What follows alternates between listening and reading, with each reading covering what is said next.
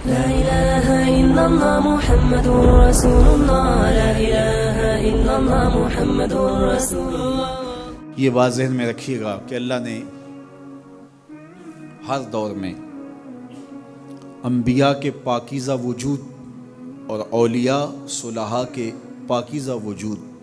پیدا کیے، لوگوں کی ہدایت کے لیے، لوگوں کی رہنمائی کے لیے۔ ہر زمانے میں مختلف لوگ اللہ کے برگزیدہ بندے، اس کے مقرب بندے، اس کے قرب سے فیضیاب ہو کے مخلوق کو فائدہ پہنچاتے رہے۔ ایسا بھی ہوتا ہے کہ ایک چیز جس کی مارکیٹ میں ڈیمانڈ ہو تو اس کا 2 نمبر بھی دستیاب ہو جاتا ہے، تو اس کا یہ مطلب نہیں ہے کہ حقیقت کا انکار کر دیا جائے۔ آج لوگ بہت دھڑلے کے ساتھ ولایت کا، اولیاء کا انکار کر دیتے ہیں، اور اس کی مثال ان لوگوں پہ انگلی رکھتے ہیں جنہوں نے دکانیں کھولی ہیں اور طریقت کے نام پر دھبا ہیں اور داغ ہیں، مکر و فریب اور دجل و تلبیسات کے پلندے اور لوگوں کے جذبات سے کھیلنے والے اور لوگوں کے عقیدتوں کو سمیٹ کر کے اس کا دھندا کرنے والے لوگ اگرچہ موجود ہیں اور ہر دور میں موجود رہے ہیں، تو اس کا یہ مطلب نہیں ہے کہ حقیقت مفقود ہے۔ اگر کوئی جھوٹا مدعی نبوت ہو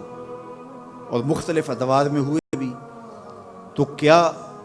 نبوت کی حقیقت کا انکار کر دیا جائے گا؟ تو جب جھوٹے مدعیان نبوت کی وجہ سے نبوت کی حقیقت کا انکار نہیں ہو سکتا،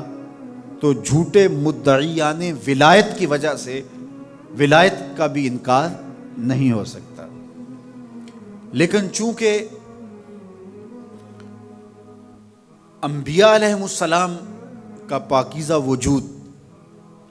مختلف ادوار میں لوگوں کی ہدایت کا ذریعہ اور سرچشمہ اور سبب رہا، اور مختلف ادوار میں انبیاء علیہ السلام آتے رہے تا کہ میرے اور آپ کے آقا و مولا حضور ختم المرتبہ تشریف لائے۔ حضور کے بعد نبوت کا دروازہ بند کر دیا گیا، لیکن ولایت کا دروازہ بند نہیں ہوا تا کہ خاتم الاولیاء حضرت امام مہدی تشریف لائیں گے، اور ان کے بعد پھر جب کفر پھیلے گا اور پھر یہ دروازہ بند ہوگا۔ لیکن اولیاء مختلف ادوار میں موجود رہیں گے، اور اس کا امکان موجود ہے۔ تو جس چیز کا امکان موجود ہے تو بہت سارے لوگ مدعی ہیں، نبوت کا امکان ختم ہو گیا، اب حضور کے بعد کوئی نبی نہیں ہے، پھر بھی مدعی موجود ہیں، اور جس چیز کا امکان ہے بلکہ جس چیز کا وقوع ہے تو اس کے مدعی کیوں نہیں ہوں گے؟ تو یہ ایک حالات کا مقابلہ نہ کرنے والی بات ہے کہ کھرے اور کھوٹے کو پہچاننا، اچھے اور برے کی تمیز کرنا، اصل اور نقل کی شناخت کرنا جب مشکل لگے تو آپ سرے سے اس کا انکار کر دیں۔ تو اس کا مطلب یہ ہوا